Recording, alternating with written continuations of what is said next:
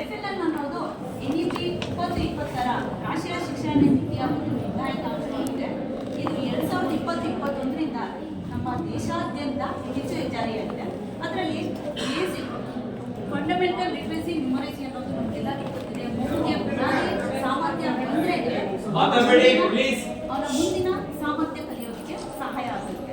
ಈ ಬುನಾದಿ ಸಾಮರ್ಥ್ಯ ಏನಿದೆ ಇದು ಕೇವಲ ಈ ಆಲ್ಬಮ್ ಒಂದು ಭಾಷೆಗೆ ಮಾತ್ರ ಸಂಬಂಧಪಟ್ಟಿಲ್ಲ, ಕನ್ನಡಕ್ಕೆ ಸಂಬಂಧಪಟ್ಟಿದೆ, ಹಿಂದಿ, ಗಣಿತ ಈ ಎಲ್ಲ 3 ವಿಷಯಗಳಿಗೂ 3 ಭಾಷೆಯ ಒಂದು ಗಣಿತ ವಿಷಯಕ್ಕೆ ಸಂಬಂಧಪಟ್ಟಂಗೆ ಇಲ್ಲಿ ನಾವು ನೋಡಬಹುದಾಗಿದೆ.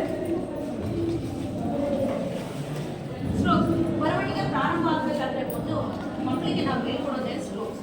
ಈ ಸ್ಟ್ರೋಕ್ಸ್ ಸಹಾಯದಿಂದ ಮಗು ಕಲಿಯೋದಕ್ಕೆ ಪ್ರಾರಂಭ ಮಾಡ್ತಾರೆ. ನಾನು ಇಲ್ಲಿ ವೇಸ್ಟ್ ಆಗಿರುವ ಈ ಒಂದು ಮೆಟೀರಿಯಲ್ನೇ ಬಳಸ್ಕೊಂಡು ಇಂಗ್ಲಿಷ್ ಲೆಟರ್ ಅನ್ನ, ಹಿಂದಿ ಲೆಟರ್ ಅನ್ನ ಮತ್ತೆ ಗಣಿತದ ನಂಬರ್ಸ್ ಇಷ್ಟನ್ನು ಸಹ ನಾವು ಇಲ್ಲಿ ಹೇಳ್ಕೊಡ್ತಿದ್ದೇವೆ. ಒಂದೊಂದು ಮಾದರಿಯಾಗಿ ಒಂದೇ ತಿಳಿಸ್ಕೊಡ್ತೇನೆ.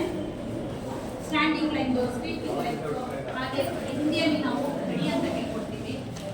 ಮತ್ತೆ ಕನ್ನಡದಲ್ಲಿ ಅಡ್ಡ ರೇಖೆ. ಇಲ್ಲಿ ಮಗು ಎ ಅಂತ ಎಗೆ ಸೌಂಡ್ಸ್ ಅನ್ನು ಸಹ ಹೇಳ್ಕೊಡ್ತೀವಿ. ಎ ಸೌಂಡ್ ಎ ಸೇಸ್ ಆ ಅಂತ ಹೇಳ್ಕೊಡ್ತೀವಿ. ಹಾಗೆ ಬಿ ಸೇಸ್ ಬ ಅಂತ ಕರೀತಾರೆ.